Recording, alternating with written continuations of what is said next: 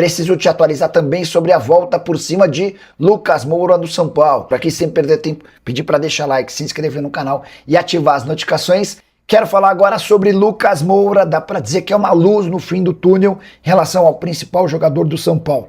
Lucas Moura fez grande atuação na vitória por 2-1 de virada do Tricolor contra o Primavera na noite desse sábado no Morumbi. Foi de longe a melhor partida do Lucas Moura nessa temporada e a principal em bastante tempo. Lucas, que conviveu durante todo o ano passado com muitos problemas no joelho. Ele fez uma série de infiltrações, passou por cirurgias e nada melhorava.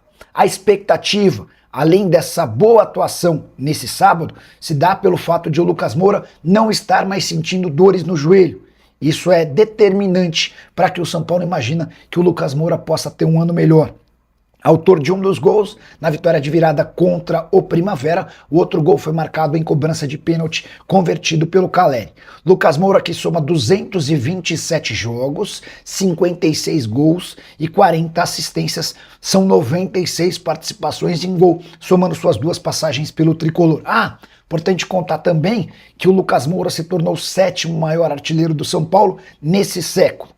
O Tricolor com a vitória foi para 10 pontos, pulando para a 8ª colocação. Ele até pode ser ultrapassado no fechamento dessa rodada de hoje, mas a tendência é que o São Paulo passe para o mata-mata, até porque na rodada final enfrenta a Ponte Preta em Campinas. Ponte já rebaixada, pior time da competição. Vai bastar ao São Paulo vencer a Ponte para estar entre os 8 que disputam as quartas de final. E o São Paulo deve antecipar receitas de televisão. Tricolor, que tem novo presidente, o Hery Macis, procurou nos últimos dias dinheiro em diversas instituições bancárias.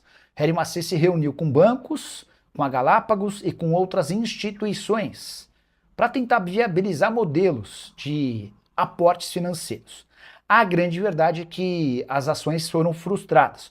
São Paulo não tem muito moral no mercado, especialmente por conta da fama de mal pagador, e diante desse cenário não deve restar outra alternativa ao presidente do São Paulo do que aceitar a antecipação de 5% dos direitos de transmissão do Campeonato Brasileiro referentes à Libra. Essa possibilidade foi sugerida para todos os times que fazem parte da Libra. O Grêmio, por exemplo, já aceitou e saiu gastando e contratando jogadores especialmente na Argentina com a perspectiva de cair nos próximos dias um valor próximo a 73 milhões de reais. Certamente com 73 milhões, o novo presidente do São Paulo tem fôlego para, não sei se até o fim da temporada, mas para pelo menos os próximos meses, ele que tem batido na tecla de que não vai mais aceitar atrasos nos pagamentos dos direitos de imagem. Tricolor durante toda a temporada passada atrasava 2 meses. Quando ia completar o 3º mês de direito de imagem, para evitar que os jogadores pudessem ir à justiça, São Paulo quitava um dos meses e foi assim que a coisa seguiu. Só para completar sobre o São Paulo, registrar que ainda não existe acordo entre Tricolor e Oscar sobre a rescisão do contrato. O meio atacante, que decidiu se aposentar, insiste em receber as luvas, o prêmio pela assinatura do contrato relacionado aos anos de 2026 e 2027, mesmo sem entrar em campo.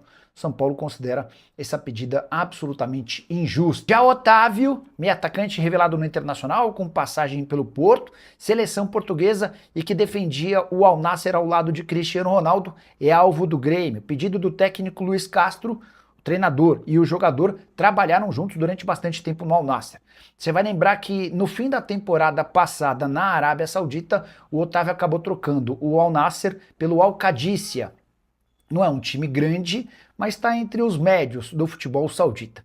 Ele conseguiu manter seu salário extremamente alto para os padrões internacionais, o contrato só se encerra em junho de 27. E nos últimos dias a imprensa saudita chegou a afirmar que o contrato do Otávio estava sendo rescindido, que permitiria a ele ficar livre para escolher seu novo clube. Antes de gravar o vídeo, procurei o Railson, que é irmão do Otávio. O Railson assegura que está tudo normal, não tem nenhuma discussão sobre rescisão de contrato por Otávio. O que acontece é que ele, por conta de uma lesão grave, não joga desde o fim do ano passado. Ele está praticamente recuperado de lesão e a expectativa do Qadisiyah é de passar a contar com o Otávio já nos próximos dias. Em relação ao interesse do Grêmio, é real, é oficial, mas o negócio dos mais complicados por todas as condições, especialmente financeiras. Salário alto, necessidade de uma compensação financeira grande.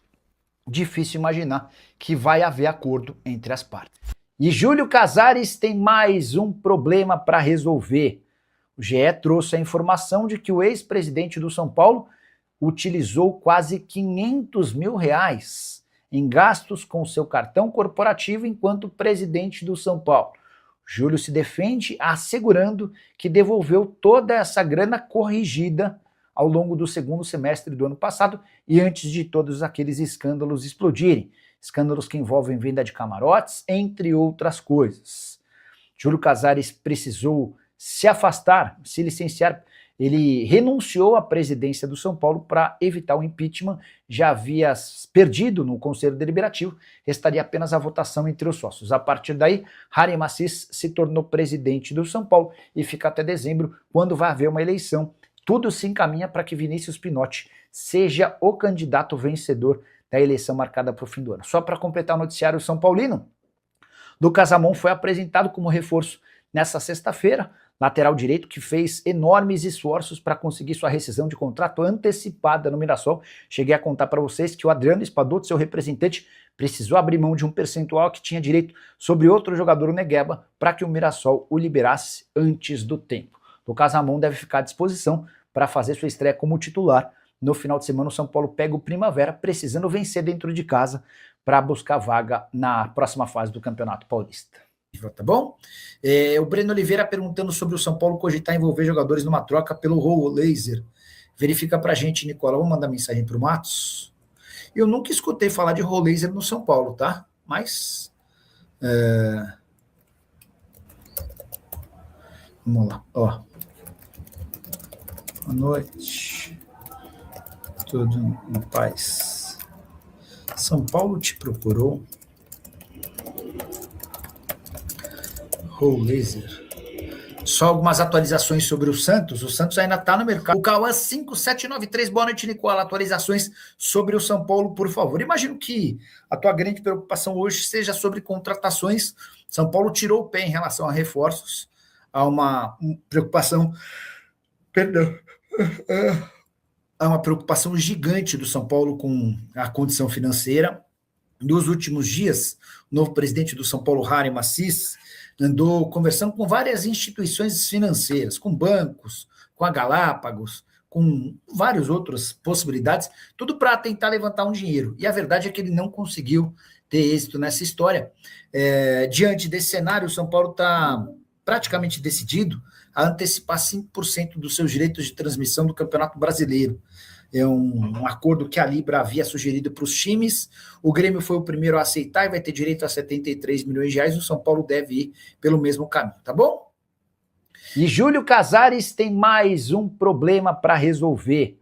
O GE trouxe a informação de que o ex-presidente do São Paulo utilizou quase 500 mil reais em gastos com seu cartão corporativo enquanto presidente do São Paulo. Júlio se defende assegurando que devolveu toda essa grana corrigida ao longo do segundo semestre do ano passado e antes de todos aqueles escândalos explodirem. Escândalos que envolvem venda de camarotes, entre outras coisas. Júlio Casares precisou se afastar, se licenciar.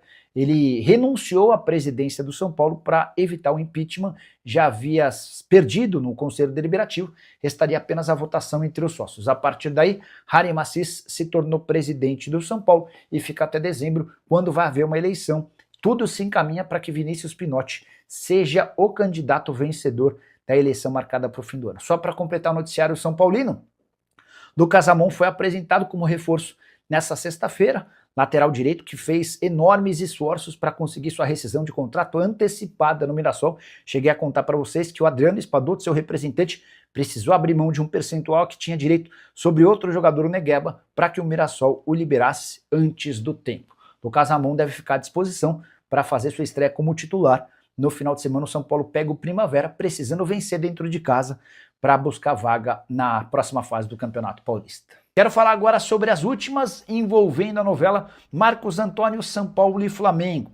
Tricolor e rubro-negro avançaram por um acordo de preferência para o Fla. Ficou meio definido que para agora Marcos Antônio não sairá. O Flamengo chegou a fazer uma proposta de 6 milhões de euros, que foi recusada. Depois o Flamengo ofereceu 6 milhões de euros, além do empréstimo do Alan, também recusado.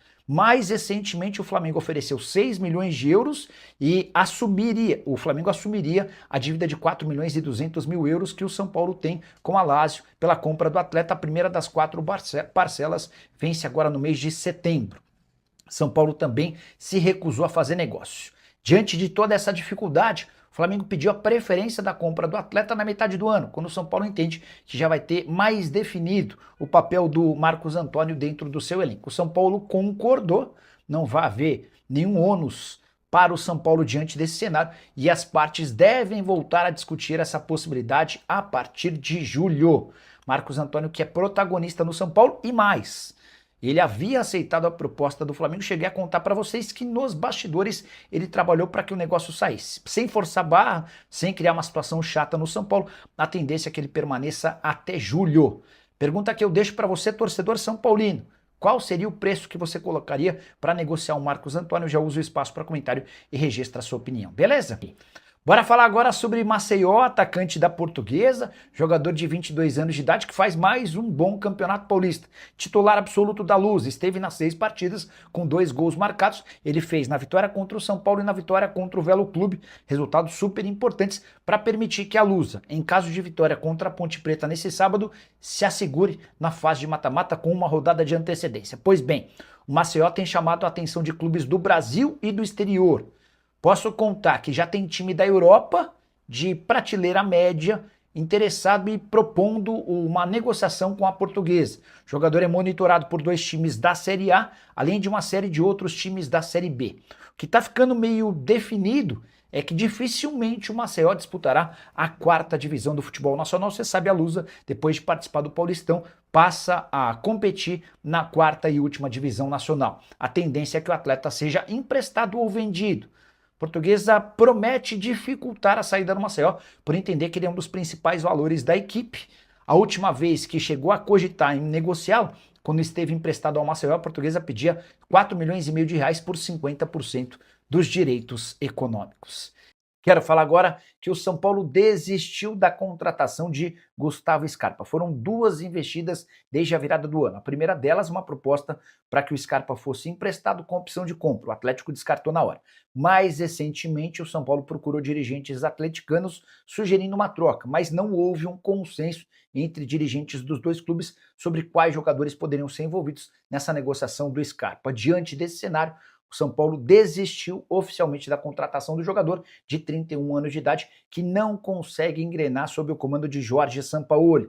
Na derrota do Galo por 1-0 para o Red Bull Bragantino nessa quarta-feira, em Bragança Paulista, mais uma vez o Scarpa entrou apenas nos minutos finais, jogou 19 minutos. No Campeonato Brasileiro, depois de 2 rodadas, ele soma apenas 44 minutos. São 5 jogos no ano, nenhum gol e 2 assistências. Ele foi reserva em 3, titular em 2. Importante contar que no Campeonato Brasileiro, apenas 48 minutos em campo. Você gostaria do Scarpa no seu time no coração? O que pensa sobre o meio atacante? Importante registrar que o Galo só topa negociá-lo, recuperando praticamente todo o investimento feito de 5 milhões de euros quando da sua compra junto ao futebol internacional.